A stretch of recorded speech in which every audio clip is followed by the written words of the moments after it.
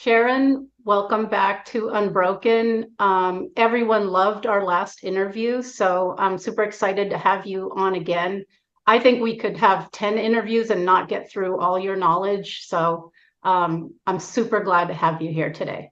Thank you so much for having me back. I loved talking with you last time, and you're touching on subjects that other people don't want to touch. And it's really wonderful to be able to talk about what's really going on with the atmosphere and the weather and the energy of the earth.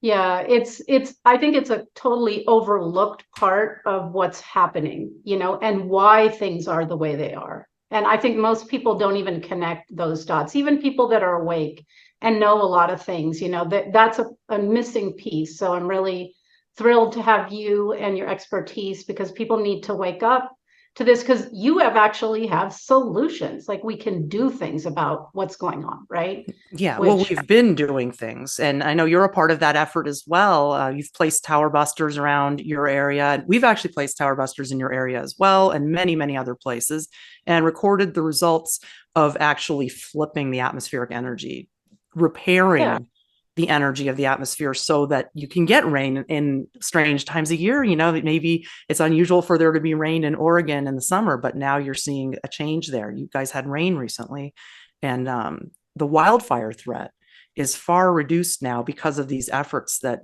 you and I and other people who have been gifting Orgonite have done. So let's start there. We didn't really talk about it much last time, but I was listening to one of your other interviews and you described your trip to Salt Lake City. And so I'd love you to tell us that story because there's a lot of elements there that are significant. That was a very important gifting trip. And that was a year ago. That was in August of 2022. And actually, we're getting ready for our next gifting trip. We had typically gifted in the summer, but we gift all times a year. So the next one is going to be so big that it's taken us months to prepare for it. The Salt Lake City was huge also. And we went out via the 80. So we first went up north. We've already gifted pretty much everything in California. I mean, we've been doing this since 2014. So we're going on a decade now, and we've systematically been neutralizing the DOR grid, which is the cell towers across the land. And that's what is controlling the weather. When people talk about weather control or rain suppression, it's really the energy that comes off of those cell towers, especially as a grid over the entire land, that suppresses rainfall. And we talked about it last time, but just in a nutshell, it's a positively ionizing energy that restricts the hydrogen bonding of water molecules. So this grid across the land, it's not just about cell phones, it changes the atmospheric energy and restricts rainfall. And this is what we've been breaking down over the years in order to bring rain to the West and drought, which we have. I mean, even if you look at the US drought monitor, we're out of drought completely. Even according to the parasitic, weather media, we are actually out of drought. But we went to Salt Lake City specifically to help guide in winter storms because it was still a major block. We have already done so much in California, Oregon, Washington, Nevada, Arizona, New Mexico. We needed to hit Utah because it's so centrally located from north to south and even just far enough inland that we were seeing these storm systems just jog up and around Salt Lake City. And they like to call that the polar vortex, which it's just another meteorological pseudoscience term.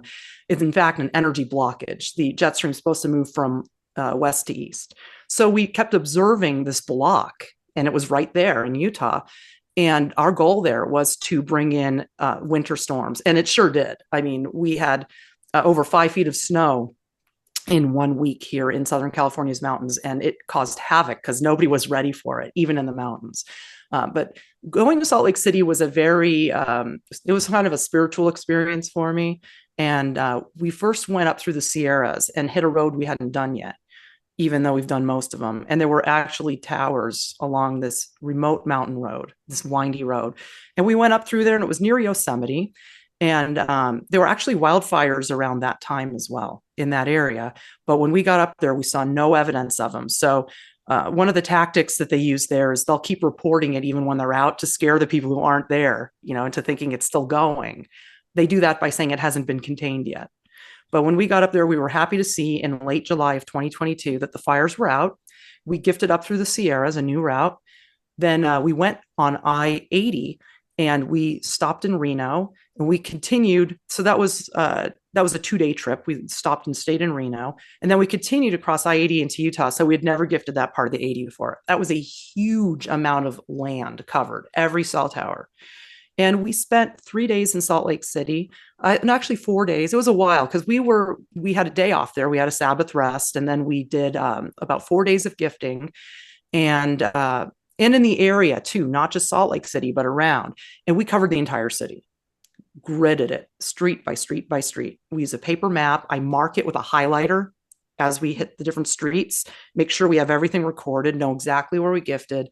We covered not just Salt Lake, but all the surrounding towns. We didn't yet do a grid of Provo and Orem. That's in the future, but the metro Salt Lake area covered.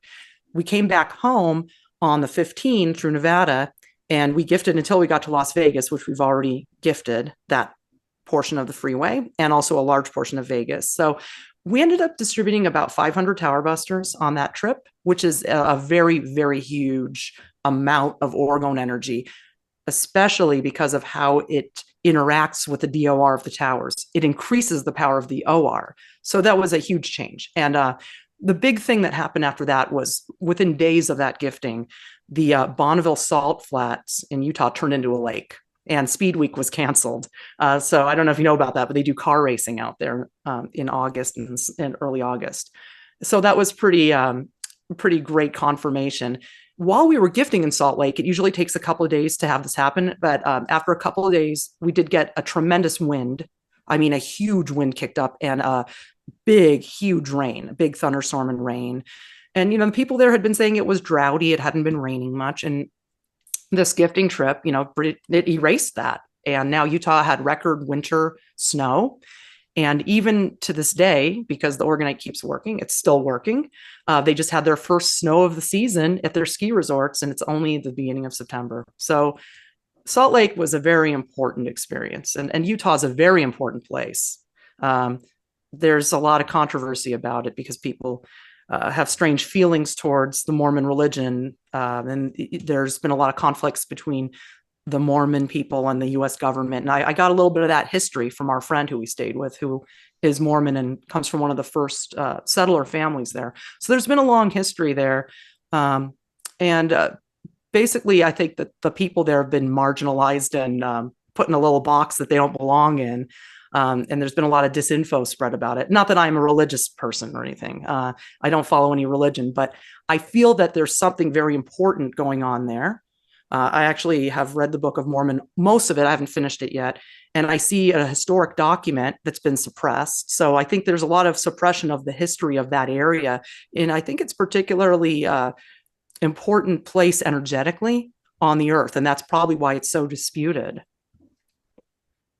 Yeah, that tends to be the case. Places, the ley lines, there's portals, there's places that are hotbeds of that, and I believe that's where entities come through, are heavily controlled. So like Syria, the Middle East is one of such places, which is why there's such constant warfare there, right? Yeah, that makes sense. And my mom's from Israel, and she has told me about, how she grew up there, and it was constant war.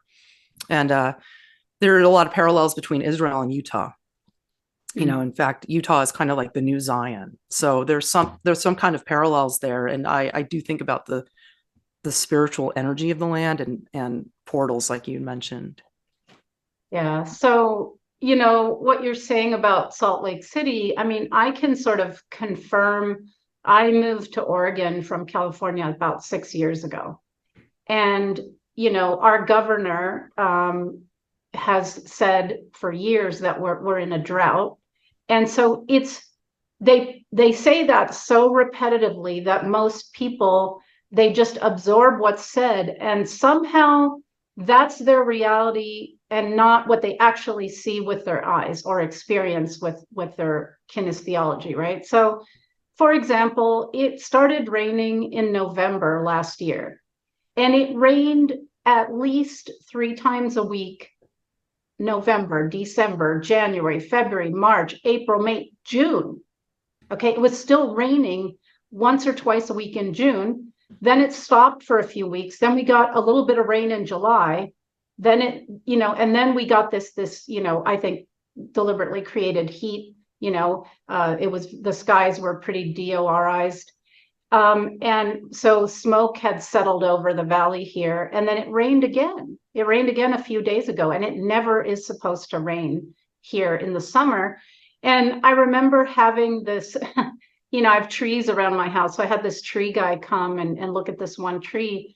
And he, this was, I think it was in May. So it'd been raining steadily for months, right? And he's like, well, it's the drought. And I said to him, have you not noticed that it's been raining like every day for months? Well, what drought are you talking about?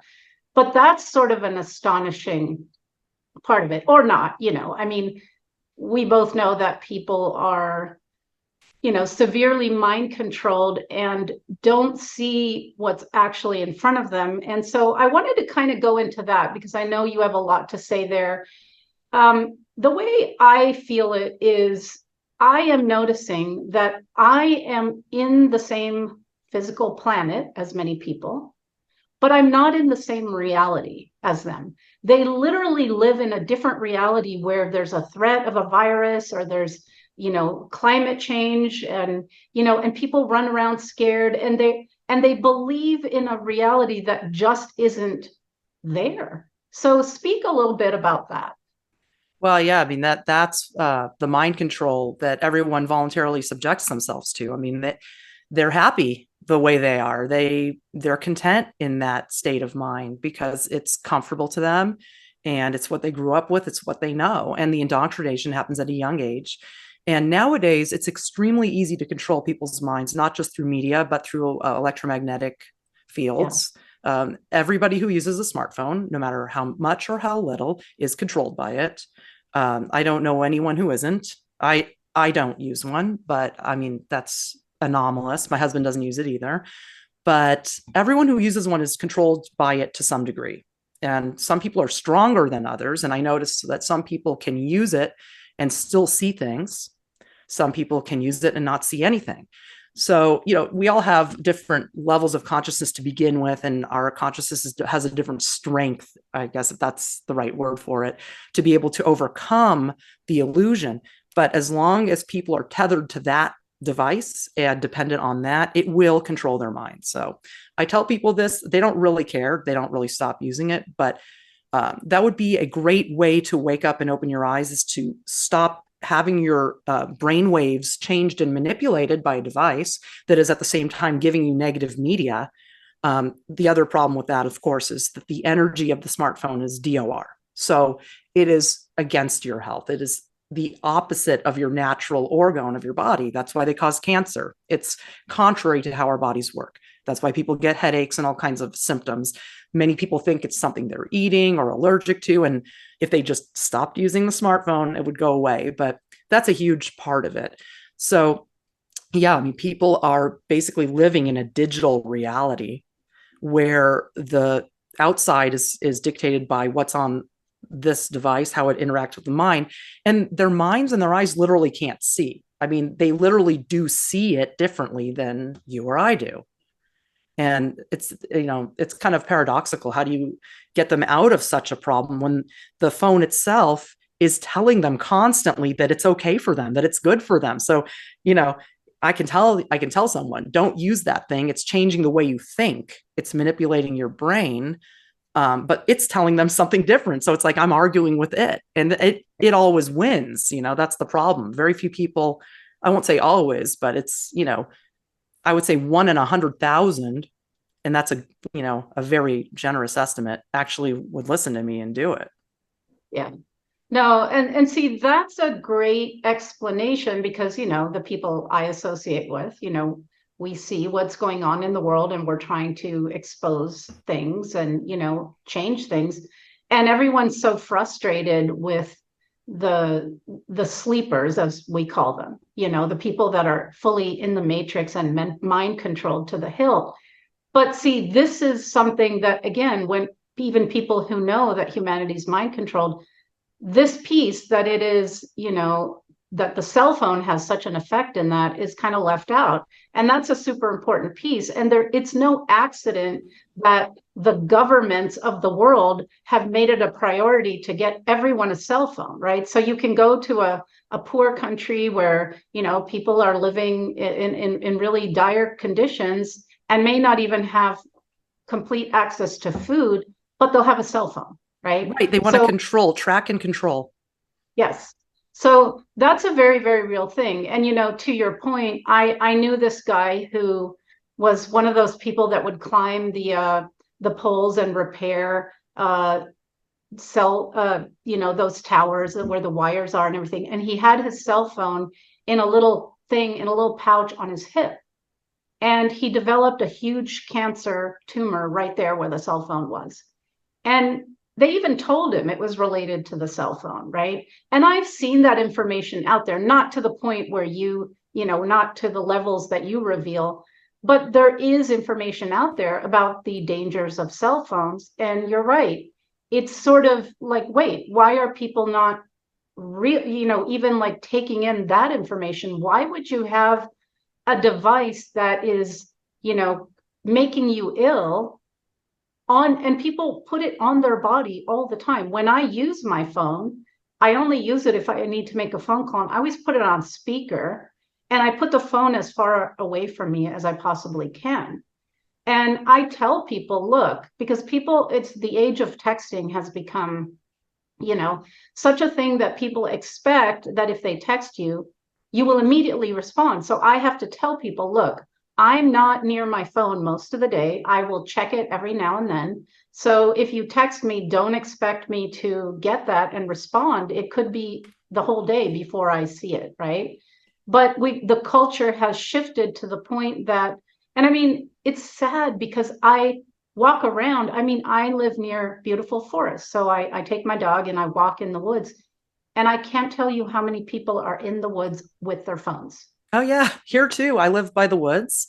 I live right on the edge of the national forest. And the people do not go out there without their phones. And, but that's just how it is. That's just how it is. I'm a horsewoman. And the phone actually interferes with communication with your horse. This is something that's never taught in horsemanship. And as a result of my not using it and understanding these energies, I have excellent communication with horses. They communicate mentally. And it's amazing how well they communicate. And I know other riders. There's a lot of people with horses in this area. And they all go out there with their phones. And they have all kinds of horse problems that I never saw back when I was a child. In the 80s, I learned how to ride horses in the 90s. And I never saw the horses spooking and having all the kinds of behavioral problems that I see today. All horse behavioral problems are because of the people. The horse is a mirror of you. That's why I love horsemanship, because the horse is a mirror. So I can see that in the communication between my horse, how much my concentration is in effect, and how much, if I'm relaxed or if I'm tense, I could see it in the animal. And the people go out there with their cell phones and they're literally picking them up, texting on them while they're riding. For one thing, that's a safety hazard. I mean, you need to concentrate when you're doing something like that. It's a dangerous sport, But on the other hand, the communication with the horse just isn't there. And I see so many accidents and injuries and horse problems that I didn't used to see before cell phones. And the one horse rider that I know up here, who's a Luddite, she doesn't not use a smartphone because she cares about what I'm talking about so much, is that she just doesn't love technology. She doesn't take anything with her out there. She's the best rider I know out here and has the best relationship with her horse. So I use that mirror and I can see people's energy. How grounded are you? How relaxed are you? How in control of your own mind are you? But out here, the horse riders, the hikers, the mountain bikers, I mean, they're all like, don't you want to enjoy the surroundings? I mean, when you're staring at a screen, you're not actually living in the real world. You're not experiencing the beauty of the forest or, and of course I see this with people having coffee at a coffee shop or at a restaurant. They're all looking at their phones. So there's no more relational stuff going on. And, this is, of course, deliberate. And to your point, I have done a lot of research on social engineering. And for example, the Tavistock Institute in Great Britain was created with two goals. And you can find this, their goals are stated. They are going to usher in a one world government, and they're going to use what they call future shock to socially engineer people to basically do what they want, mind control them to support the bigger agenda. So But that's already happened. It's happening. It's already done. Already Already, done. yes. Yeah. No, they have achieved that. Yeah. And some of the people, there's actually research out there, scientific studies, books, where they talk about, and they've already done this, as you say, where they've developed the use of technology to actually they can insert thoughts into our head that are not our own. That's what they're doing with the smartphones. They've already done it. And so when the alt media gets all in a tizzy over this future thing that's going to happen, what people don't realize is it's already happened. I mean, they're thinking of something in the future that sounds bad. And it's like they're not looking at the present, like, make a little comparison, note by note here. Is there a one world government controlling everything? That's already happened. I mean, look at how, you're not on YouTube anymore. Look how COVID was handled.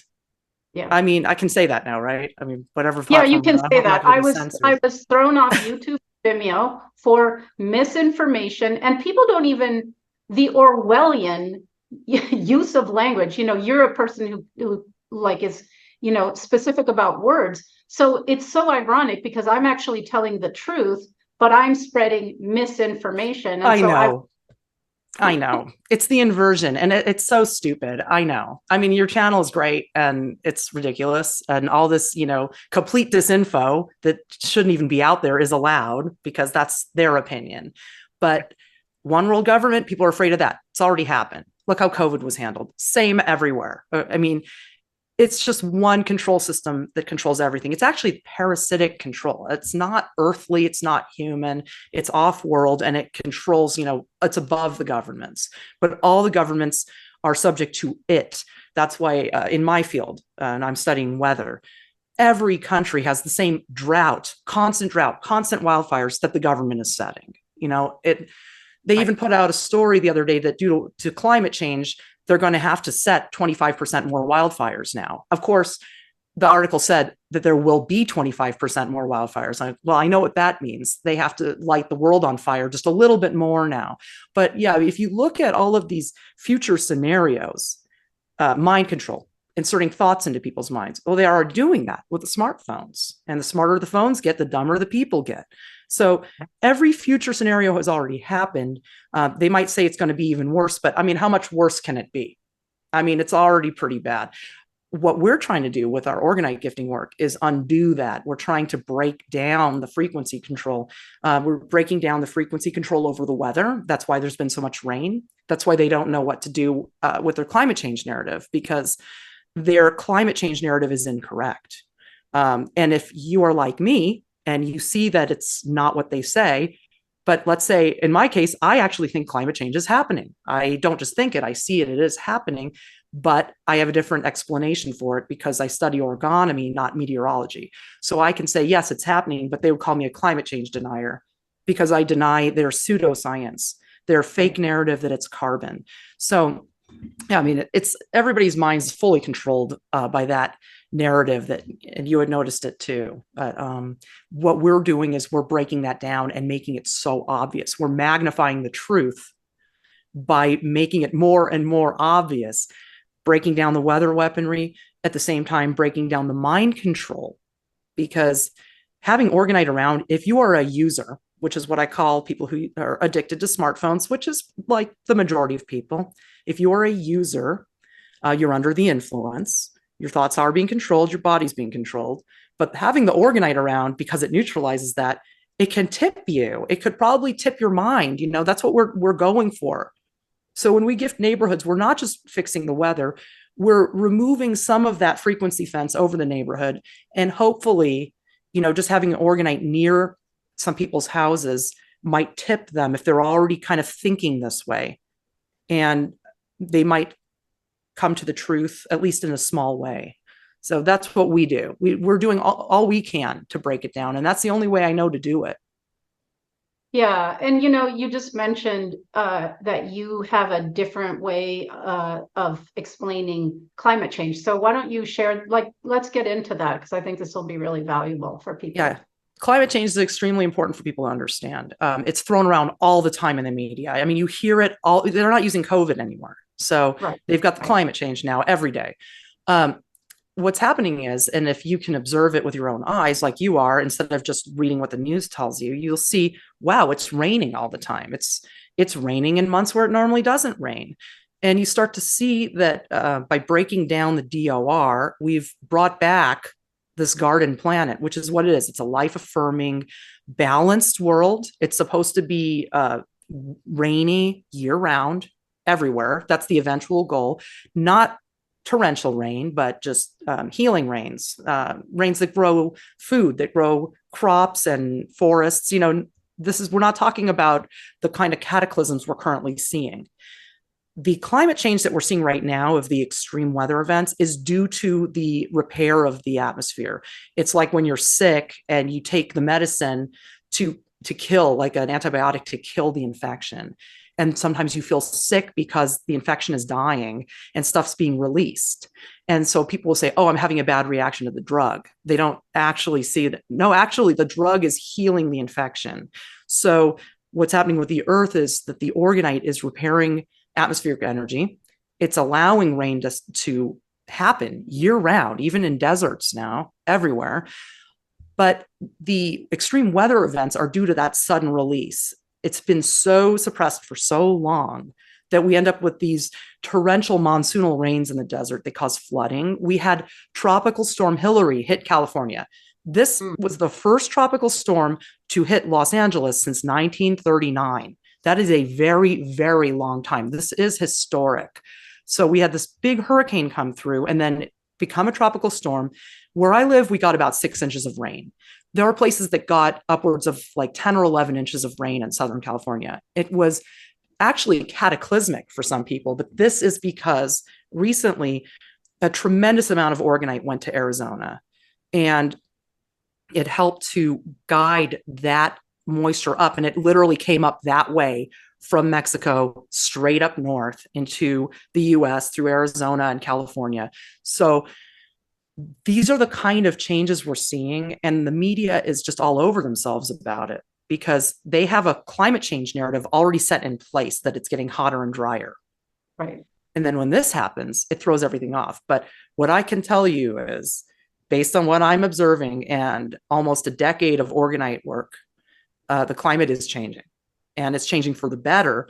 But the growing pains the Earth is going through right now are why we're seeing these extreme weather events. And it scares a lot of people, but there's nothing to be afraid of. The problem is that meteorology can't explain it energetically. So people are just scared because they don't understand why it's happening. And if the information that we're putting out there on orgonomy were made mainstream, nobody would have any fear anymore. In fact, they would probably join in and put tower busters in their own neighborhoods. And once everything is neutralized, we wouldn't have weather extremes anymore. It would just be like what you've been seeing in Oregon. It's been very life affirming. You would have sun and rain, alternating kind of, which is what makes food grow and what makes us feel good. It creates an atmosphere that we can live comfortably in, as opposed to torrential rains and deserts and just weather extremes. Right. Yeah. The Earth has been terraformed in an extreme way. So the healing process is also going to be extreme. Yeah. No, that makes sense. It's like when you pull a rubber band too far this way, at first, it's that effect, right? So that makes perfect sense to me.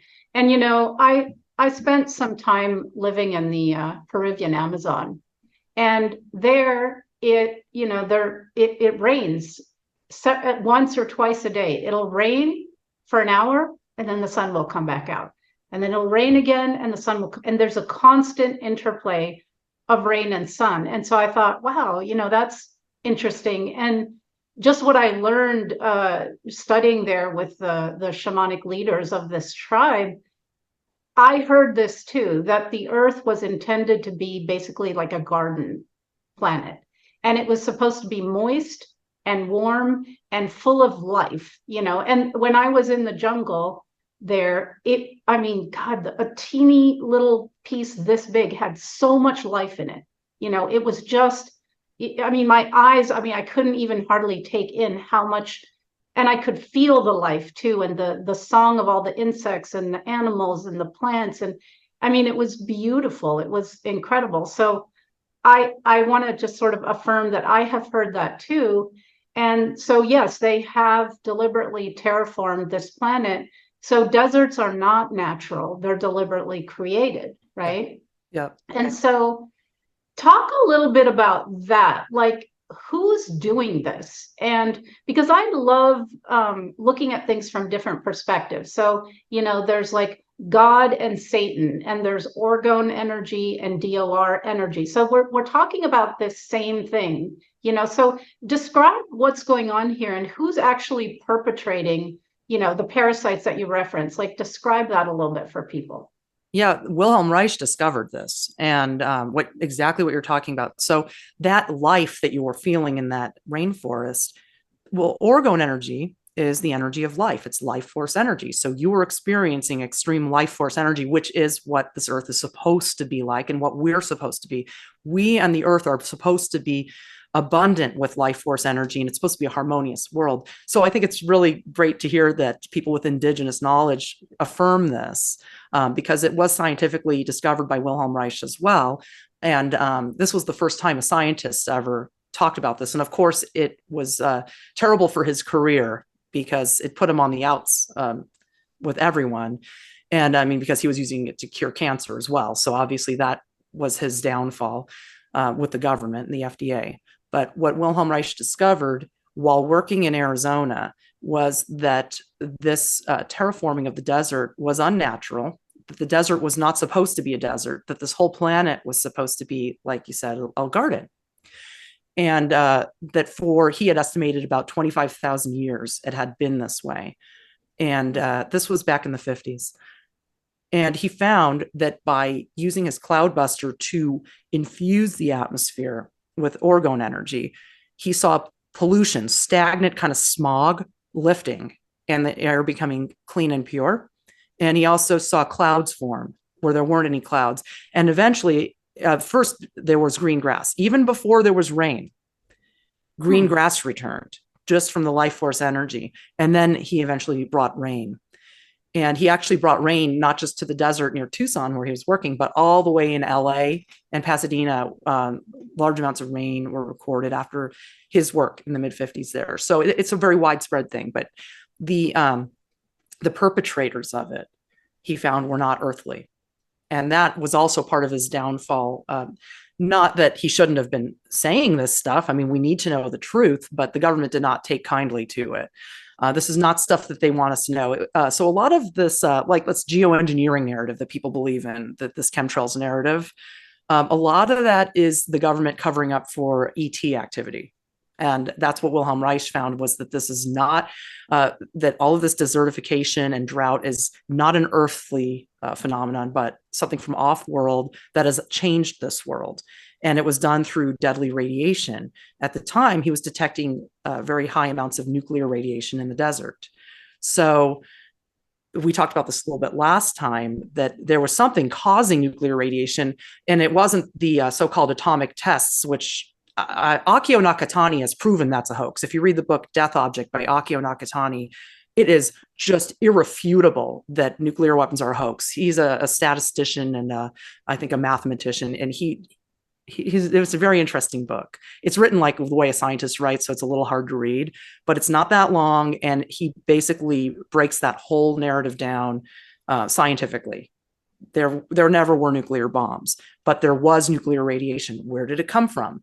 Now, Wilhelm Reich is not, as subversive as I am to say that there were no nuclear bombs. He was actually a little bit more mainstream, but I have seen pretty much irrefutable proof on that. So he was detecting nuclear radiation with a Geiger counter, and it was related to the condition of the desert. And so he was able to show that DOR was responsible. Nuclear radiation is a form of DOR, deadly radiation. It was responsible for this desert. And the armoring, and an important part to remember here is that the armoring that occurs as a result of DOR is part of what is causing the emotional plague of this planet and why everything is the way it is.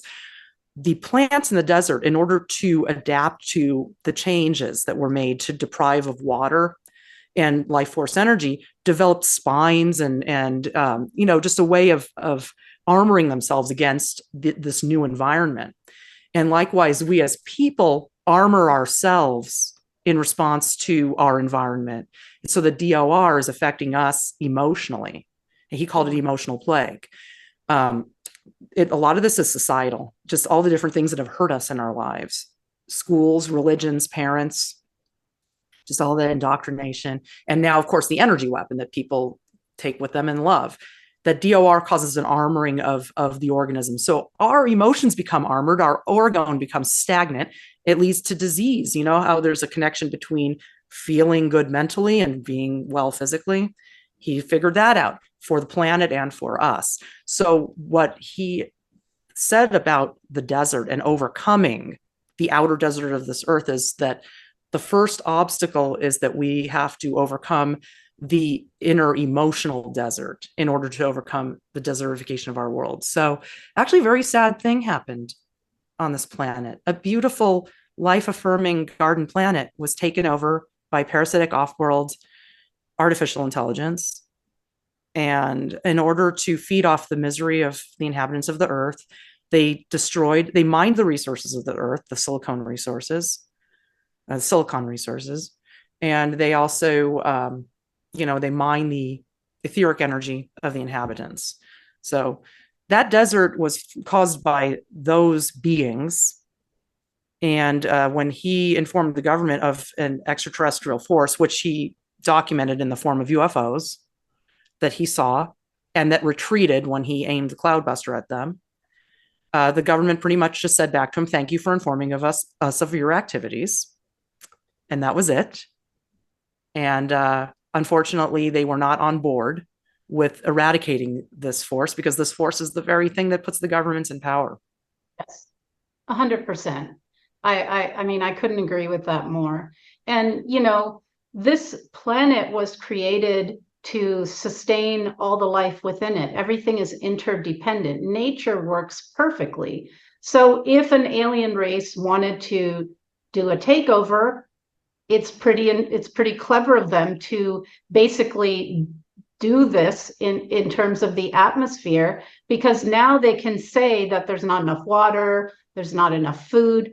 I mean, even today, with all the disruptions that we've seen to the food supply and all the killing of all the livestock under the name of COVID or climate change because of, cow farts, and all of the destruction of farms in my area.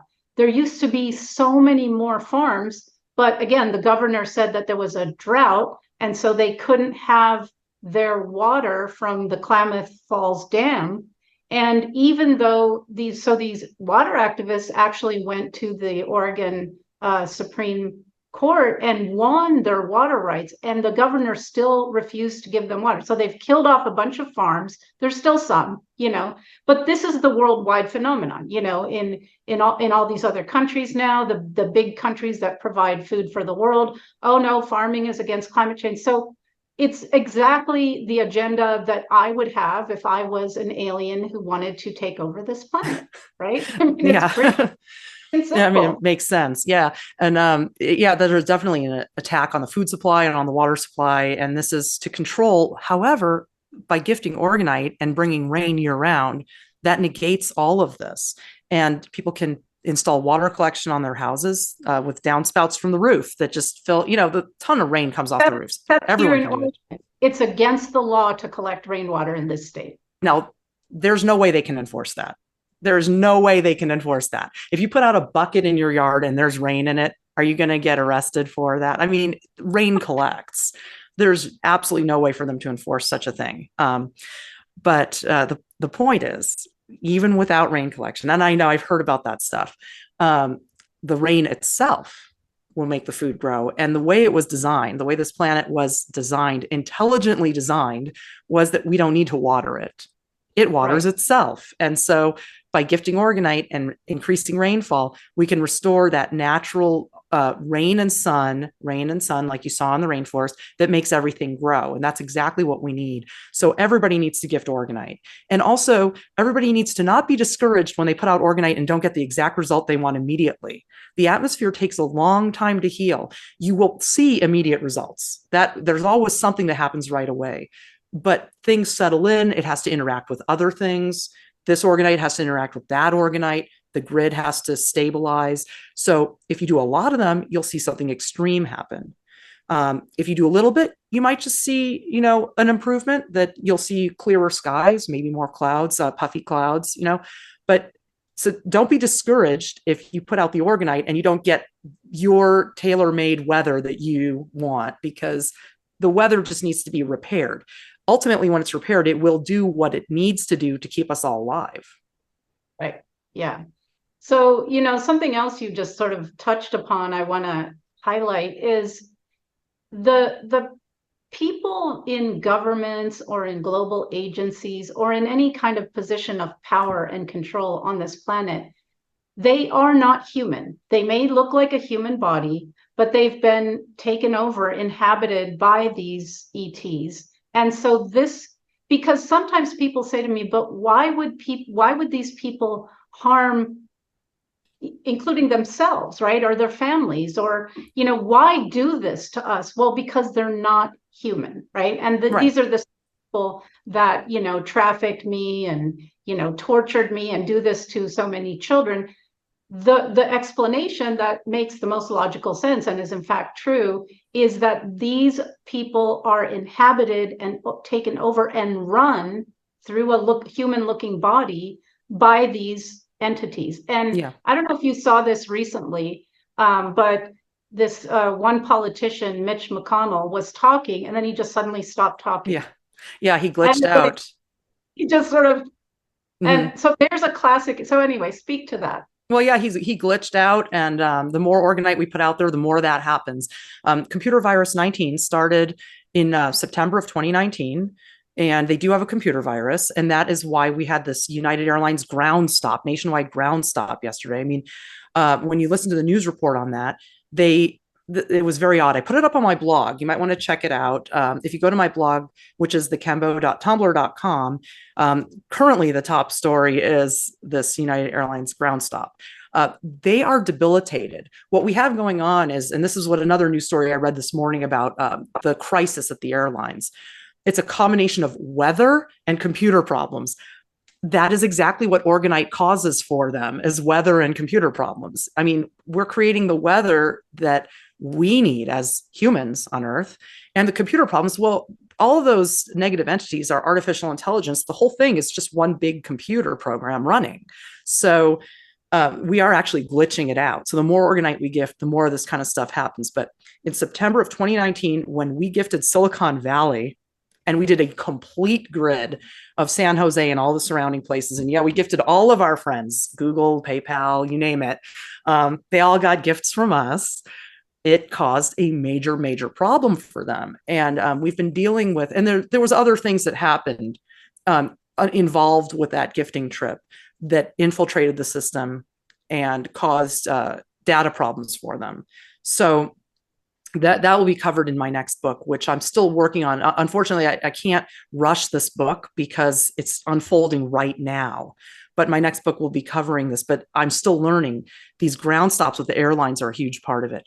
By disabling their grid, they glitch out. You see it over and over again on TV. They just stop talking. They freeze. I mean, these are not human beings, but their whole system is glitching out. And that's why you'll go days and days and you won't even see any planes up there. We talked about this last time, I think, about the grid they make up there. The grid on the ground of the cell towers is related to the grid we see in the sky. Now, they are not flying people around on airplanes. There is some massive show going on that we don't even know how it works. But when you go into an airport, you enter the theater.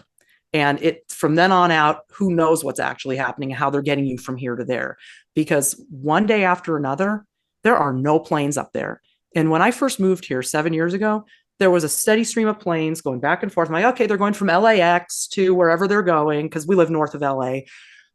How is it that weeks pass by and there aren't any all day? Don't people have to get from LA to San Francisco or Portland? I mean, where are all the planes? So we're not being told something. The humans are getting flown around somehow that's not human-based air flight. Not that that doesn't exist. There are human-based planes, but I think that a lot of this is just a big holographic show, that the transport is interdimensional, and that the hologram in the sky, when we do see the planes up there, it is a hologram.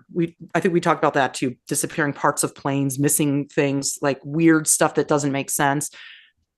There's something we're not being told. I'm not saying that I know exactly what it is, but I think of the sky as one big blue screen. And this stuff we're seeing up there is a show, because when the airlines have these massive collapses, this is serious. I mean, a nationwide ground stop, if you listen to the video that I put on my blog, and the news reporters are asking questions to a pilot from who's like a representative of union, I think at American Airlines, he's very evasive about what it was. And over like 3 minutes and 40 seconds in, that's the timestamp, they finally say it was a computer problem.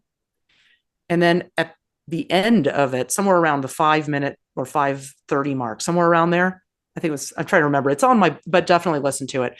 They ask him what could have caused this. And as he explains it, and mind you, I forgot to mention, you don't see any of them. They're all off camera speaking to each other. You just hear their voices and just this image of Dallas-Fort Worth Airport, this just generic image while they're talking. They're all off camera. They ask him, what could have caused this? And he said it was a systemic problem. And then he talks some more and it starts to cut out, and then he goes away completely. And then they go, oh, we lost you. Are you there? And then when he comes back in, they changed the subject. So my thought on that is, something got cut off. You can't see them, so we don't know what's going on at the studio. They might have just been like, but they did not tell us really what it was, other than computer problems and some kind of systemic failure. Interesting. So I think it's DOR-based travel. I think by gifting Orgonite like we have, that's really disabled their way of transporting us around. All right, so I want to hear more about that, because things that everyone's noticed that airlines and flights are just canceled, disrupted. There's all kinds of stuff happening. Some people have said it's because of the experimental COVID jab, which, causes cardiovascular and blood clots. And so up in altitude, so pilots are getting sick and dying. And so it's a shortage of pilots. Some people say that it's part of the New World Order plan, where they don't want us traveling anymore. They want everyone in these like smart 15-minute cities. And so they're trying to just take down that whole system. And then other things I hear is it's because of the financial collapse that appears to be occurring. So they don't have money anymore to actually operate. But you're something I've never heard before. So okay, I know, and it sounds funny, right? And that I'm curious. I know it's weird. Okay, well, it's theory. Okay, because I can't tell you that I know for sure, because nobody knows for sure. When I know something for sure, I will say it. But in this case, it is just me putting the pieces together and starting to think differently about what it could be, in hopes of finding out what it is. I still don't know for sure. But based on our work with Orgonite, we have noticed a relationship between the amount of OR and the amount of stuff going on up there. And the more OR, the less is going on up there. I'm not just talking about chemtrails disappearing. I'm talking about no flights, no planes. So something that's going on up there is related to what we're doing. Now, I don't think that those things we see in the sky that are planes flying around is how they're moving people around. I think they're moving people around through wormholes, and that those things up there are a hologram that corresponds. And now there's no people controlling this. This is all just programmed. So if they let's say they send me from LA to New York, or a bunch of people from LA to New York, there's going to be a corresponding hologram up there that will correspond with the plane finder app on the phone, so that everything fits together and pieces together. But in an absence of planes up there, I suppose the hologram is malfunctioning. I mean, there's nothing up there for days and days and days. There's nothing going on, not just at this United Airlines ground stop, but well before that and well after that. So these theories of the COVID jab and the 15-minute city, you called it? Yeah, smart cities. To me, those two things I would rule out. Myself, I would rule those out. The financial collapse one struck my interest. The reason I rule out the COVID jab is because people have made themselves plenty sick without that. I know people who have gotten it and people who haven't gotten it. And there seems to be not much difference between them as far as their wellness level. I know someone who got it who is, in pretty good health overall. And I know other people who haven't got it who are in terrible health. People harm their health in a number of ways besides that. And I don't look at it as this grandiose, like Mark of the Beast kind of thing. It's just another thing that's bad for you. But I think it was overplayed to bring attention to that while other stuff was going on, and get the conspiracy theorists arguing with their family and stuff like that. But this 15-minute, or why is it called a 15-minute city? What does that mean? So Smart city. The idea of it's a new idea they're trying to push associated with climate change, where everyone will live in these cities where you can walk everywhere within 15 minutes. So no more cars. And then the next thing is then you can't go outside of that boundary, right? And they're all, now tiny homes are a thing. So the homes are getting smaller. So they want to put everyone in little boxes in one area. And maybe you have some thoughts of this, so I'll just include this here. So, they recently burned the island of Maui. Oh, right? Yeah, we get into that too. That's a big thing. Let's get into that. So here's some things. Let me finish the last one just real quick, because we were talking about something kind of crazy, right? I mean, interdimensional travel. So I just wanted to say, I do rule out the smart city. Now, what you said about the 15-minute city, I do rule that out as a cause for this. And I do, the financial collapse thing, I do think is intertwined with it. So when you said that, it struck my interest, because the financial collapse, it's not because of a lack of money. They can print that at will. It's because of how the financial system is tied in with the entire AI that runs everything. So what I said, I know that's weird. Someone might say that I'm crazy because I'm saying they're transporting people around in this interdimensional way, and there's a corresponding hologram in the sky. And I am saying that I am only just putting pieces together, and that is what it looks like to me, but I haven't been able to prove it yet. But the other things that people are coming up with are just not strong enough reasons to cancel flights. Flight is very, very important for people to get around. Those are not strong enough reasons to cancel it. They need people moving around. They want them moving around. So they need that system working. So those to me are not strong reasons. The financial thing is totally tied in. As for Maui, when I say that was an energy weapon, I'm going to be put in that conspiracy theorist box, but I could tell you it was. And I think you probably know that already. Oh, yes. And then there's pieces that go with that. So the day prior to them scorching that deliberately, creating that fire with an energy weapon, the police closed off the only 1 or 2 exits out of Lahaina the day before. That island has a really good alert system. There were 80 potential sirens that could have gone off. Not one went off. Yeah, I've heard about that. No one got cell phone alerts, even though that's part of the thing. And somebody later said, well, we didn't want to scare people. When the firefighters went, the fire hydrants were dry. There was no water. Again, later someone said, well, water is precious. We didn't want to waste it. That day, right before they set the fire or torched the island, they just mysteriously said the schools were closed. So parents went to work and a lot of children stayed home. And this is a whole nother topic, but there's a lot of children that are suddenly missing. So their bodies went down, they're just gone. And so there's also, evidence that they were kidnapped and taken, underground or wherever they take them for trafficking and rituals. So that's a whole separate thing. But essentially there's no water, there's no alerts, there's no sirens. And when people tried to flee, the way out was barricaded by the police. And so the people that went around and exited anyway survived. There was no way for people to get out. So to the point that people jumped in the ocean to get away from the fire, right? So there's a lot of very suspicious, mysterious things. And the last one I'll say is that homes like Oprah Winfrey's or Jeff Bezos's were totally unscathed. Mm-hmm. And one more little thing. So sometime early this year, they had a meeting there and they had a desire to make Maui a smart island. And they encountered opposition from the native peoples there. So Lahaina was the seat of the Hawaiian kingdom, right? And so these people have been there for generations, and they were like, no, this is not going to become a smart city. They passed a law before the blaze that said basically if there was a natural disaster, the government could seize the land. So these are all the little pieces that I found in doing some research. So take it away and let me know what you think.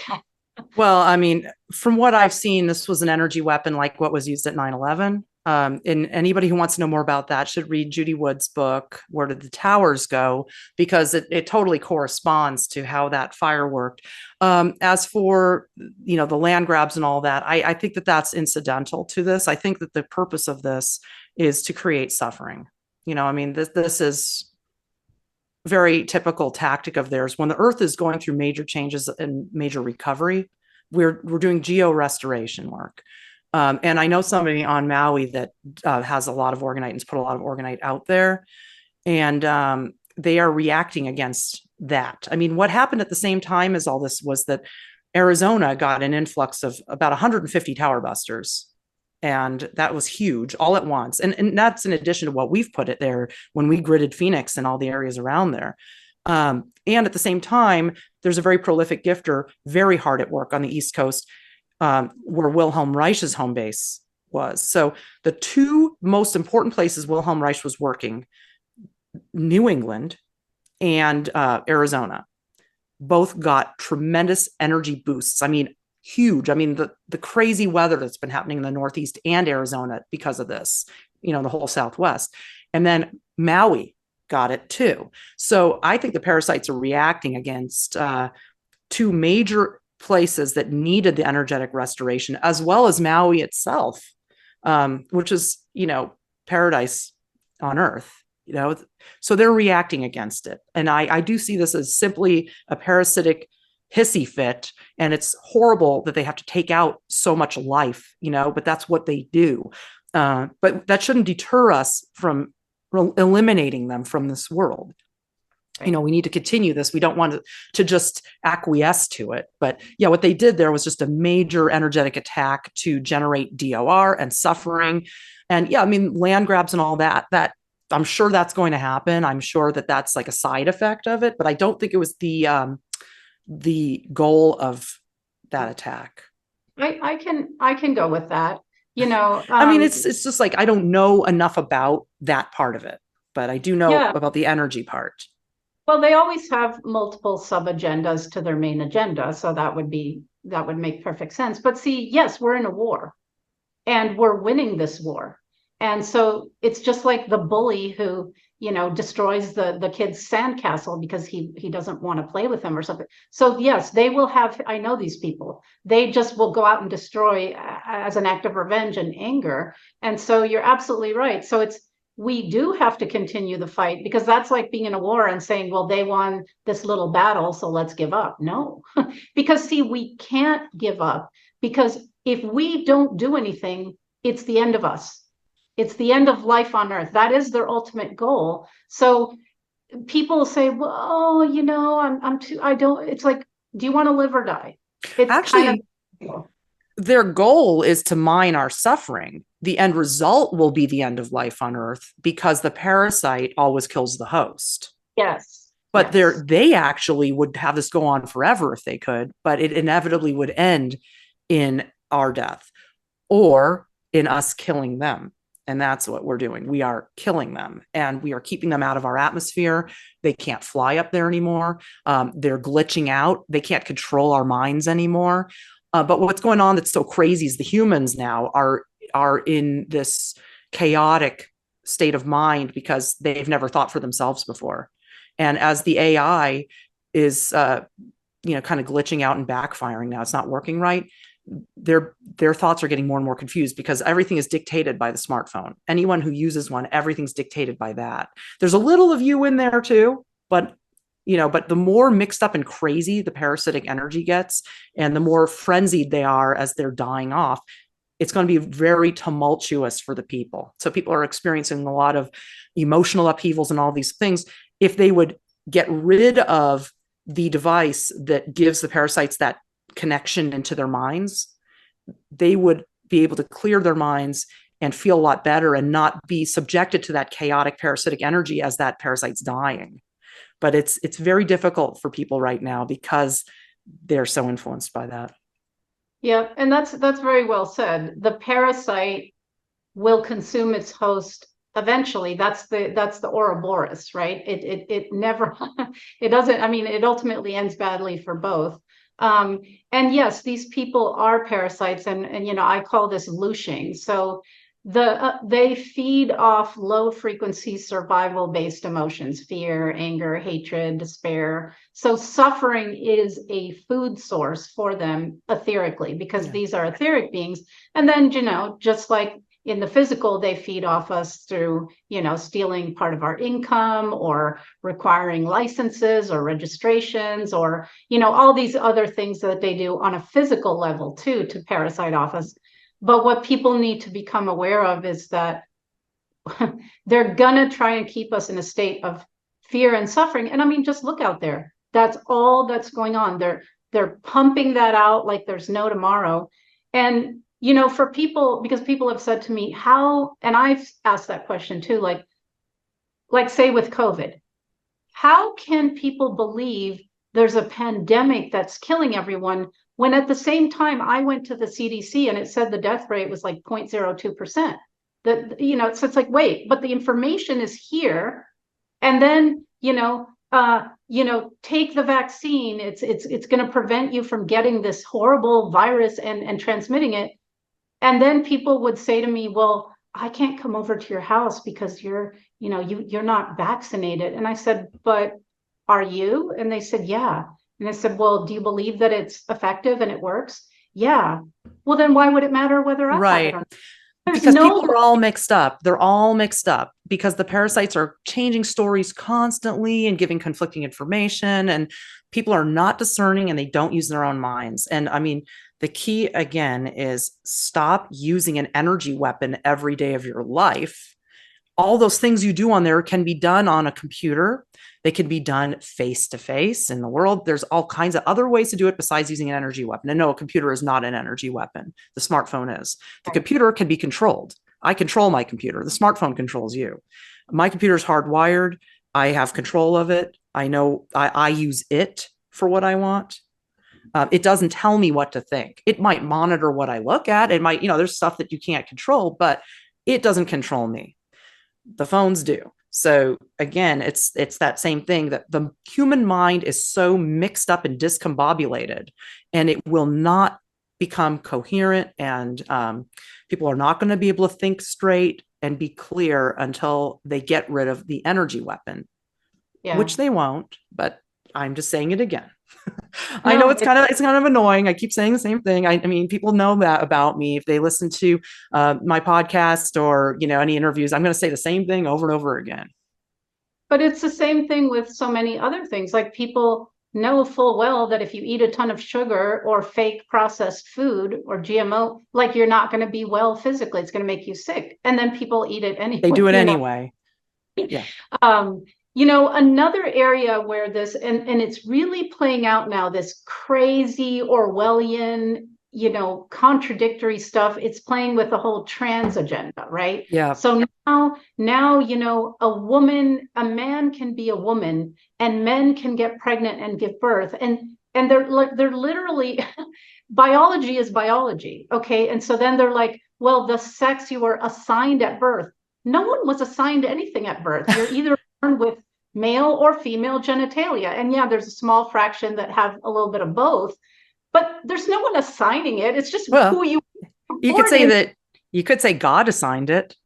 Right. You know, you came in a female vessel or a male vessel, right? I mean, you came in that way. I mean, that's what you are. Yeah. And so that's another area where, and I've seen people have, some are AI, you know, and some are human, but they're so mind controlled that they're repeating these talking points and they're contradicting their very selves. And so these people will say, well, you know, it's not about your sex, it's about how you identify and how you feel. Okay, then why do you need to surgically alter people's genitalia? Right. It's a choice that people make. And I think they're under mind control to do it. The AI is genderless, so they don't understand our genders. They don't, you know, and they run everything and they rule everything. So, you know, until people escape from that AI mind control, they're going to, you know, they're going to think that way. So what do you think about, because, you know, there's transgender and then there's transhuman, like, so is something going on here? Are human beings kind of being re-engineered to become androgynous and become more AI-like? Because I Yeah. also of autism, right? Used to be very, very rare. The more childhood vaccines they added, the more autism. It's almost like ubiquitous and normal now for children to be born with autism or get it after childhood vaccination. I have a theory that they're trying to make the human brain more AI-like the autistic brain is more AI-like, and then they make all these, you know, humanoid-looking robots. So are they trying to transhumanize us? Yeah, they've already transhumanized everyone. Everyone who uses a smartphone is completely controlled by AI. And, you know, again, you might think that you're not, but just because you have some thoughts of your own, but everyone who does it, it's the transhumanist agenda has already been achieved. Now they can definitely amp it up and make people even more transhuman, but it's already been achieved. But yeah, the AI are genderless. So to them, you know, our genders don't make sense. And somebody who is autistic is much easier to control than somebody whose brain works. I mean, it's all just part of controlling people, I think. So you and your research and your work, gifting Orgonite everywhere. I have a couple of questions. One is, are there people on different continents in different countries doing this now today? And talk about how this could actually help us win this war if we do more of this. This is the key to winning the war. As far as other continents, one of the most prominent Orgonite gifters is George Ritchell, who is in South Africa, and he has gifted extensively throughout the African continent. He started up over 20 years ago, and he's one of the pioneers in this. So that's been going on a long time. We've gifted extensively across the Western US. We've got a prolific gifter that we know and supply Orgonite to in New England, and there's much, much more. That's ground zero. It's not just her. There's other people that have really gotten involved in that area. I know a gifter in Canada who has done a lot of work up there. And I have actually supplied Orgonite to people around the world. I've sent it to various countries in Europe, Israel, many places. I also know another Orgonite gifter who is gifted in Taiwan and has actually put up a video. I put it on my blog, and actually what I'm going to do is, so come back to my website soon, because I'm going to, under the best of blog section where I have all my gifting stories from the blog going back, like all the Orgonite experiments and gifting for almost 10 years, I'm going to include stories from other people. So we've got somebody in New England that's put out a great story about gifting Boston. I got somebody in Canada who did a story called Operation Canadian Mongoose, where she did a big gifting in Saskatchewan and actually created a tornado. Like I said, this isn't our goal, is to create extreme weather, but it does happen. There's a prolific gifter up in Minnesota now who also gets Orgonite from us, and she's done some in the South. There's another gifter in Georgia. So yeah, I mean, the list goes on, but I need to include these stories in my best of blog, as well as the video by the gifter in Taiwan, because you can listen to and read stories from other people and see their experiences and how similar we all are in our experiences of gifting Orgonite and how amazing the results are worldwide. Yeah. So how percentage wise, I don't know if that's something you can answer, but how close do you think we are in like what percentage of, because if everybody, listens to this and starts to find Orgonite and gift it, like what would it take to completely, eliminate the mind control and the desertification and all that?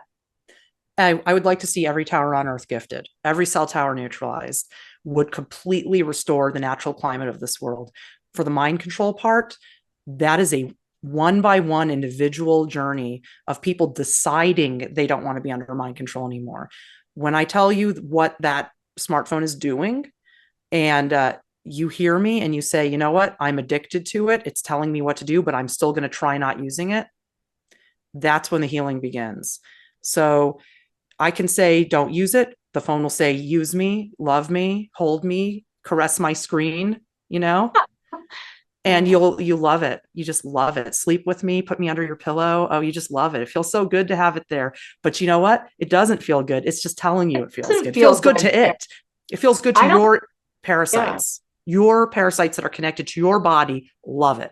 They control you through it. And it's feeding them. So when I say one thing and it's saying another, well, if you try doing what I said and just shun it, even though it calls you, it says, no, pick me up, turn me on, give me some attention, connect with me. If you shun it and get rid of it, you will break the mind control. It's a symbiosis between parasite and human. So that is up to you. That is up to the individual. As for healing the planet and the weather, that can be done with Orgonite right now. So, it's interesting when you say that, and I do see this in everyone around me. I have never liked my smartphone. I feel ill, creeped out. There's something about it that I really, there's like a revulsion in me towards it. And so I was one of the last people I know to get one, because at some point, it's super hard to get landlines, although, it's still doable. It's very easy to get landlines. Go to my website, Hardwire Your Home, read the art. It's super easy. I use a voice over internet phone. It's like $6 a month. Maybe now it's like $6 and change a month. So, so let's kind of talk about those practical things, because people are addicted to their phones. I like I said, I use it to text if it's a necessity. But again, I find it kind of, I really don't like, people will text and they will text these long things. And it's like, I won't read them. I'll tell people, you know what, why don't you email me or call me on the phone if you want to tell me all this stuff. I'm not going to read a text that's like a mile long on my phone. And so it's also reduced emotional intelligence, relationship skills, intellectual intelligence. It's really, really damaging. And so, but again, most people, like you say, are very addicted to it. So a couple of questions. Let's start with a cell phone. So what would you prescribe in terms of cell phone use or not? Like if you could tell people, do this, what would you tell them to do?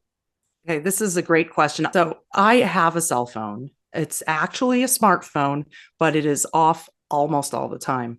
The reason I have it is simply because when I'm out in the world, if something happens and I need to reach someone for an emergency or anything, I have it. So what I do is I have literally it's $3 a month. Okay.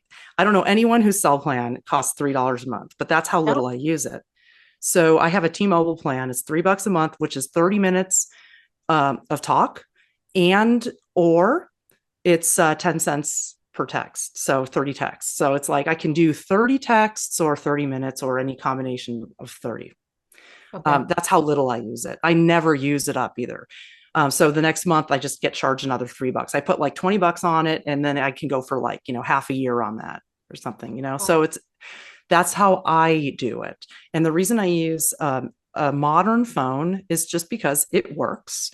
And if you don't have a data plan on it, it doesn't really do a lot of that smartphone stuff to you. So for the few minutes a month that it's on, it doesn't really have a chance to do anything to me. I just simply use it for that purpose. And also I have the smartphone capability so that when I am out before I get back home, I can quickly hop on the Wi-Fi at whatever store I'm shopping in, check the Sig Alert map and make sure my route into the mountains is clear, because there's only one way home.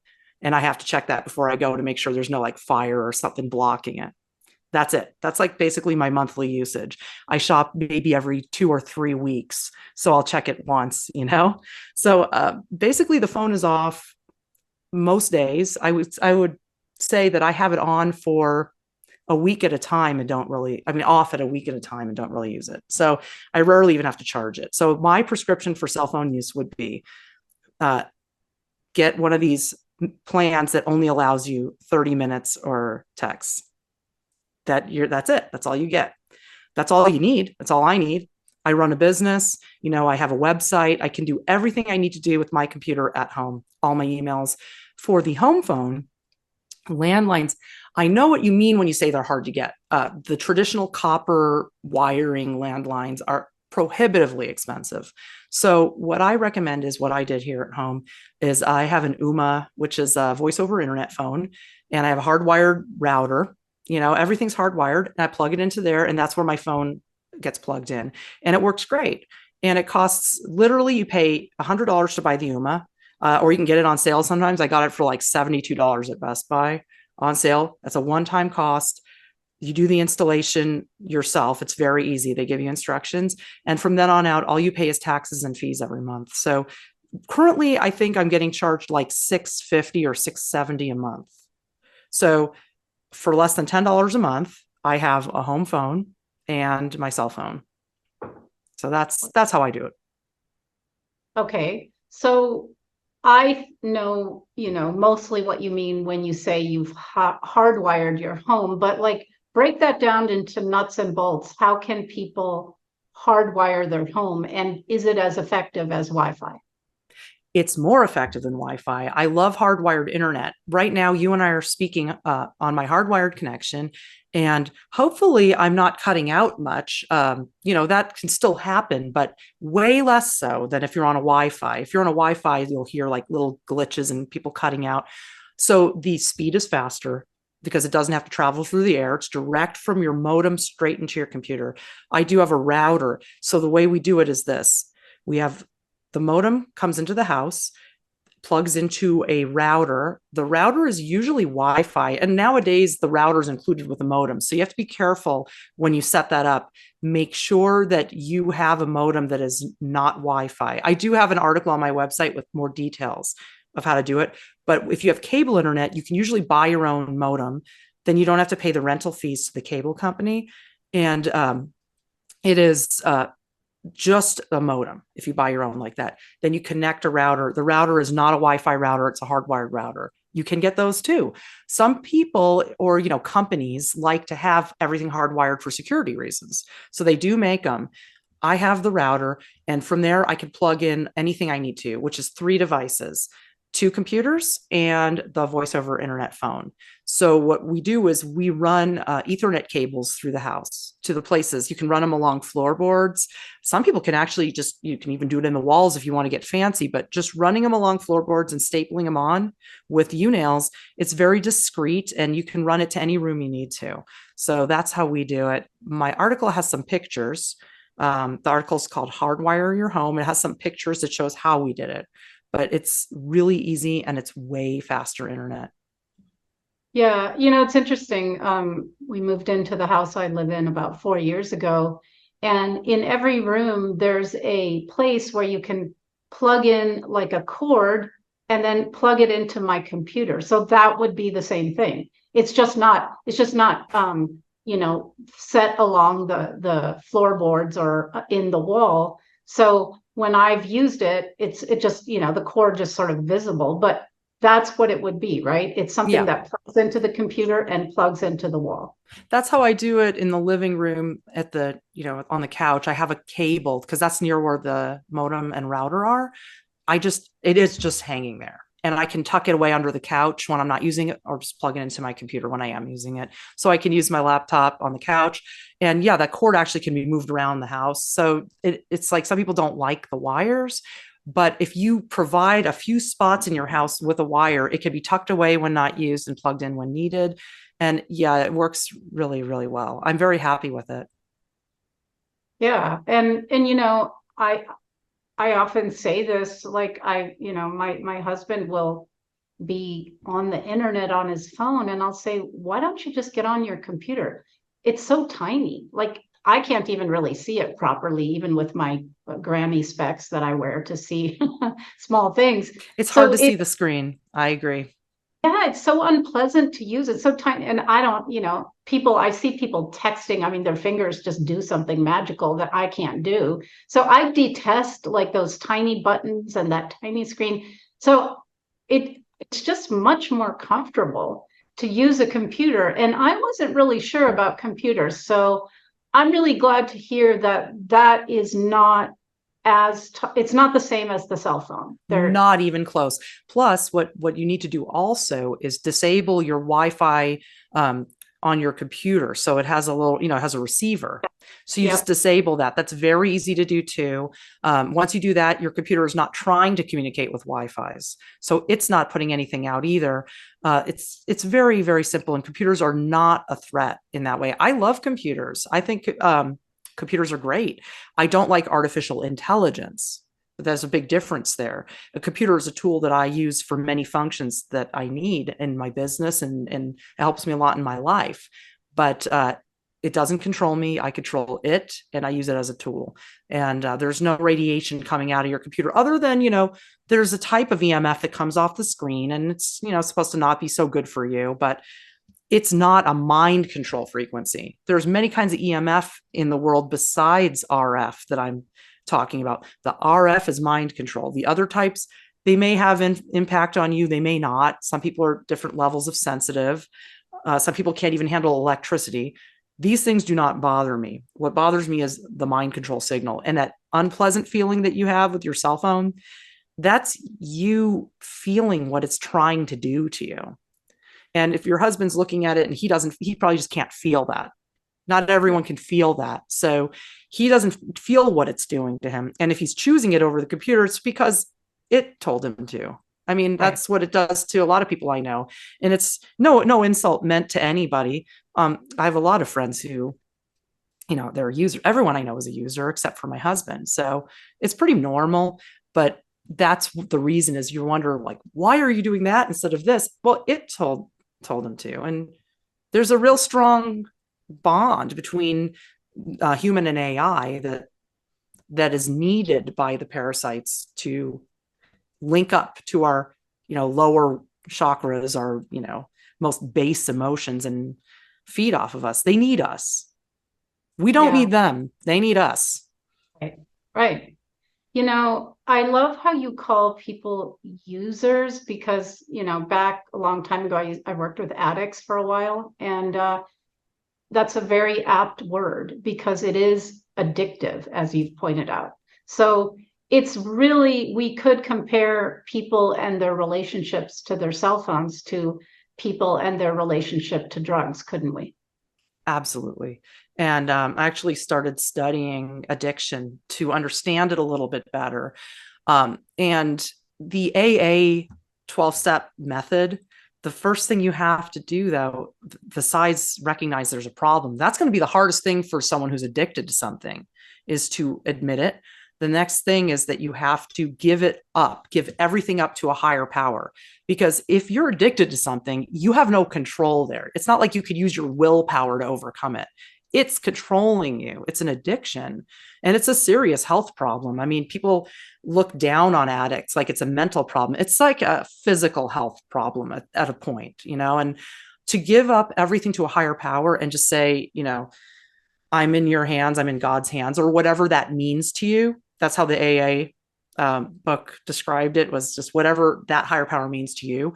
That's the only way to overcome an addiction. And there's such parallels between drug use and smartphone use. But the thing is, the smartphone is completely accepted in society. So you're not considered an addict. When I look at people on their smartphones, I see a world of addicts. And it's, it's a sad thing, but it is a fact. Yeah. So, I mean, we could even say, because I think we talked about this last time, how you could say that orgone energy is like the Holy Spirit, right? It's like life force energy. And then the reverse is kind of like the demonic or the AI. So we could almost say that the cell phone is the devil. It's a demonic entity, And so in many native cultures, they say like you have there's different versions of it, but like you have the white wolf or the black wolf, and which are you going to feed, right? So what are we going to feed, with that cell phone? Right. It is. It's demonic. DOR is demonic energy, and cell phones are demonic. And even, people say, oh, I'll just get a flip phone. As you noticed, I didn't include that in my prescription. Yeah. I do not think there's any difference. If you use it the way I do, there's no difference. Just get the most modern thing that will work. You don't need to do that. It's just, you have it if you have to use it. But yeah, it's actually is demonic. And I think if everyone used it like I did, it would be okay. I don't think that would cause these problems. I think it's the integration with it that's causing the problems. But again, how do you overcome that? How do you say, I won't use this demonic thing anymore if it's constantly telling you that it's fine and you're listening to it? You do have to. Yeah. So answer that. What do you think is required to break that addiction? You do have to have some willpower. There has to be something from you that starts it. But then, yes, you do need to give it up to a higher power in order to really heal from it. So there has to be something within you that just says, I recognize the truth of, what I'm saying here about that this thing is controlling you. I can see it in my life. I see the things it's doing. And I will try. But you have to be willing to. So you have to have willpower just to start with. But to continue, it's going to take more than willpower to continue. I think that maybe just recognizing some of the things that it's doing to you, if you know it's doing these things, you might say, okay, I recognize that in myself. Like, for example, if you are getting in a fight with somebody for no reason, all of a sudden, it's just this, all of a sudden you and your partner start fighting over nothing, and you feel agitated and you don't understand because you're kind of mad at them, but you also just feel generally agitated, then that's a sign that it's doing that to you. And if you turn them off, you might find that fight goes away immediately. There's things like that. If you think about something and all of a sudden there's an advertisement for the thing you just thought of on the phone, that's a sign. These are the kind of things you can look for. If you see these things happening, this is just proof of what I'm saying.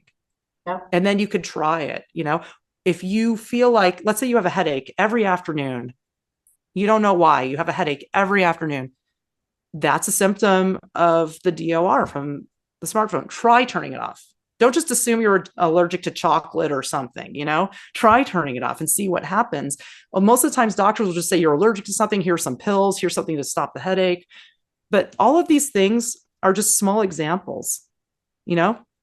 I mean, it's hard to tell someone who's using it for banking, for Uber, for ordering food, I don't even know what everyone does on these things. I cook my meals and, I don't use Uber. I don't live in a city, so I don't know what they're all using them for, but they use them for all kinds of things.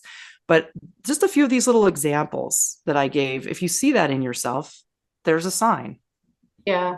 No, that sudden bad mood or feisty fighting mood is such a thing. I've noticed that too. And, I was born in 1964, right? I lived well into adulthood at a time when cell phones didn't exist. And guess what? I was just fine. There was nothing missing in any of our lives at that time, right?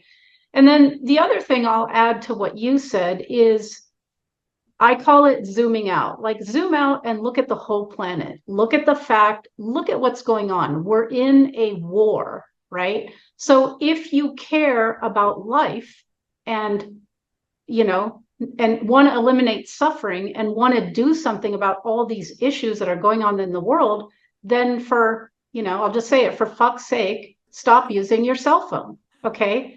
Because that's contributing to the overall global picture. So people get into victim, oh my God, there's all this happening. And it's true, it is.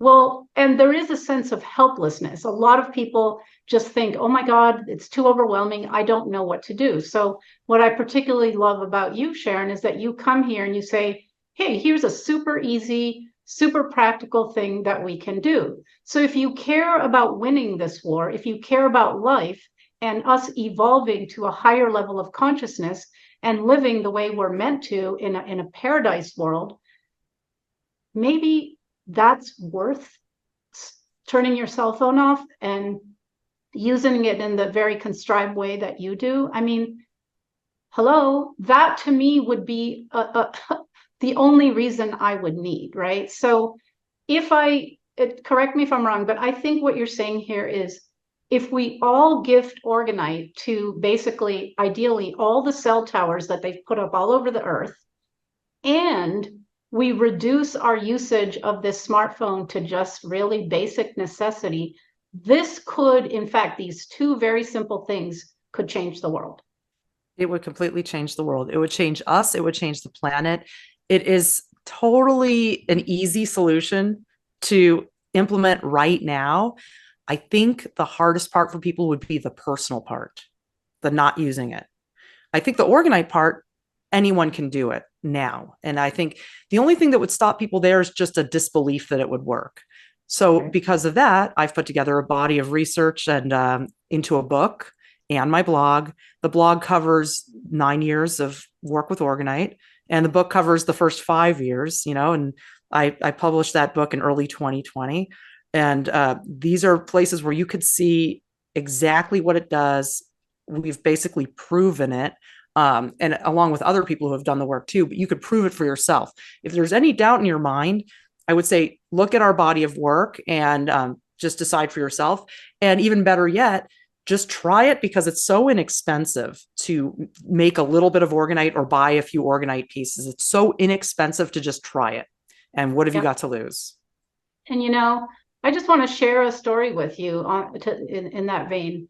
I recently, it's been about 5 weeks, I had this new client who's local, and she comes in and she's about 77 years old. She doesn't have a computer or a cell phone, so she's been trying to get a landline. She's super sensitive to, everything. I mean, she doesn't even like the lights on. So we sit, in just with a natural light. And when I first saw her, she lives in a small little place. She was, I can see people's auras. Like she was so ill and unhappy, and like she was in victim, and she was really a mess, right? She was just, I looked at her and I thought, oh geez, this poor woman. So, we talked and I gave her some ideas what to do. And then I talked to her about Orgonite. Well, she doesn't use computers or whatever. So I knew she would never, it would be hard for her to find it locally. So I decided so I gave her one of my pieces of Orgonite that I actually got from you. And I just decided, I just had this impulse, like, I just want to help this lady. So, and she's also very low income. So I gave her the Orgonite and she took it home. The next week when she came, she was a completely, it was so obvious she was completely different. Her aura was bright. She was standing up straight. She was suddenly mental. She was engaged. And I said, my God. And she said, I feel so much better. All it took was one piece of Orgonite in her very small little abode. And that alone transformed her to a degree that, maybe a year of therapy would have done. That's amazing. Thank you so much for giving her that gift. That's an amazing story. And it's all she needed was that boost. It's life force energy. And because she's already not under the influence of all of the DOR, it was just like this powerful change for her. I love to hear that. And I've heard lots of real success stories from people that they contact me after getting the Orgonite about the changes that it's caused for them. And it's really amazing what amplifying life force energy can do for us. We need it because we've been so depleted of our life force energy on this planet through the things that I was talking about, not just the smartphone, but just all that societal indoctrination. And we're harmed by society. It's generally harmful to our well-being, and we tend to close off our emotions and become armored. And it's just amazing that she was receptive to it and was able to feel that change. Yeah. And just her relationship with me, just that even the connection was suddenly just vibrant, where she had literally seemed kind of deadened to me. And with armoring, I love that word because I'm very visual. So I see like an armadillo, like I see this, and our hearts have been armored by this stuff. And there's not that much empathy and compassion. And that's our true nature. Like the fail safe is, and I mean, I feel this, I can't harm anything. I trap bugs in my house and release them outside, right? So we instinctively care about other life forms and each other. And it's really difficult, or, that's changed, but you don't want to harm anything else because you feel it. It's that heart, that empathy. And all of this has actually armored the human heart to a degree that people walk by homeless people in my town and they won't even look at people. They're just, they'll drive by people. There was an elderly person who fell and people just kept walking by on the sidewalks. Like, what? So I've noticed that is a side effect too. And if we can unarmor our hearts, that's another thing that's going to change everything very, very quickly. Yes, and that's what Wilhelm Reich was talking about in order to combat the outer desert, we must first Yes. overcome that inner emotional desert. Yep. Our planet has armored itself. I mean, this planet is not the way it's supposed to be, and we're not the way we're supposed to be. Everything is supposed to be harmonious. We're supposed to feel each other's emotions. We're supposed to have empathy and compassion. And that stuff is all kind of out the window, but we are hoping, and we've seen evidence that by putting the Orgonite out there, even though people are still under mind control, it is helping to soften it a little bit and to just kind of break it down just enough that people start to wake up and see things a little bit. Yeah. Sharon, you're amazing. I adore you. You're just you're a font of wisdom, and you're a woman after my heart because I also always learn. I don't claim to know everything.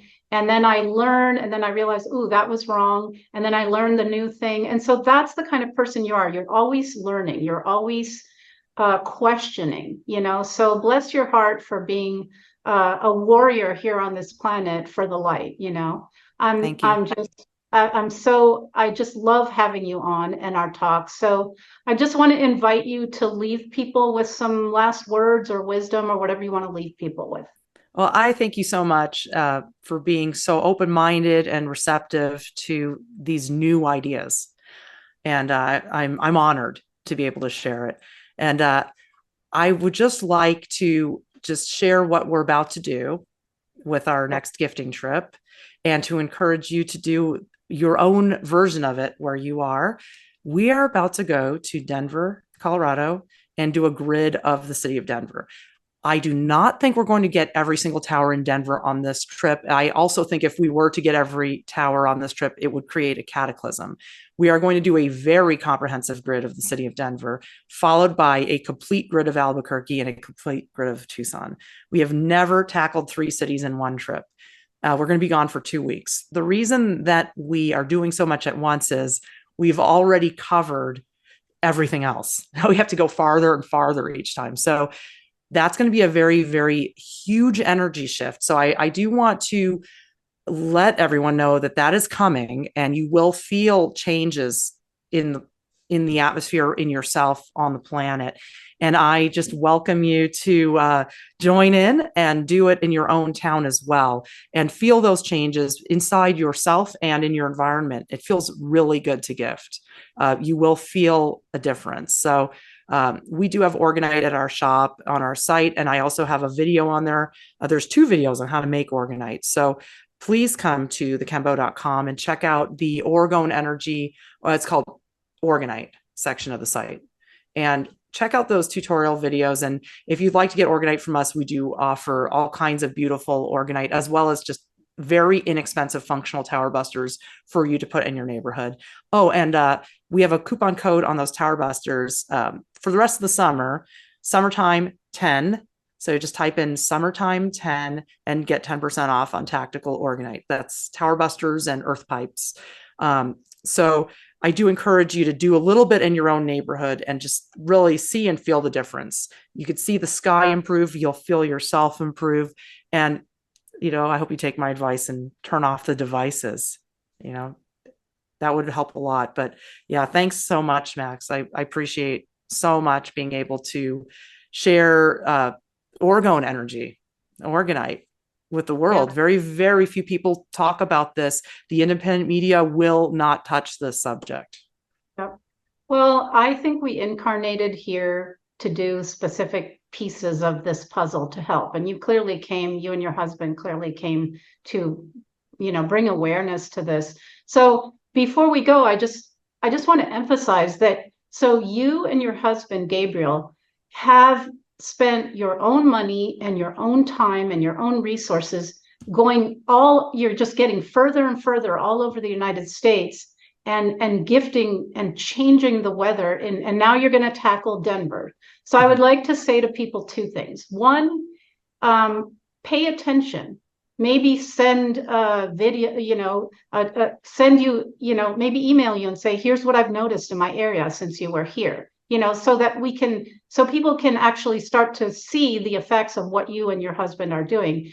And secondly, I just want to ask you, because you're doing this yourself, is there any way that people can donate to you for what you guys are doing? Like, is there any way people can send you money to help you with this? Yes, and thank you for mentioning that. We do actually need donations in order to do this. It is expensive.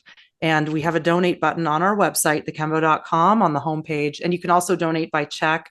And we gratefully receive your donations, because it is only through the generosity of others that we were able to add these extra cities onto this trip.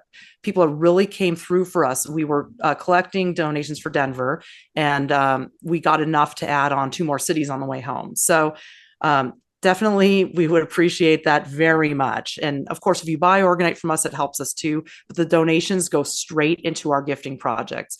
They go into materials to make the tower busters. For this particular trip, we are bringing 800 tower busters. That is a lot of Orgonite. It took us a very long time. We're still not even done making all the ones we need. We're leaving in about a month, but it takes months to make that many, especially because, it's not all we do is just make tower busters constantly. We do many other things.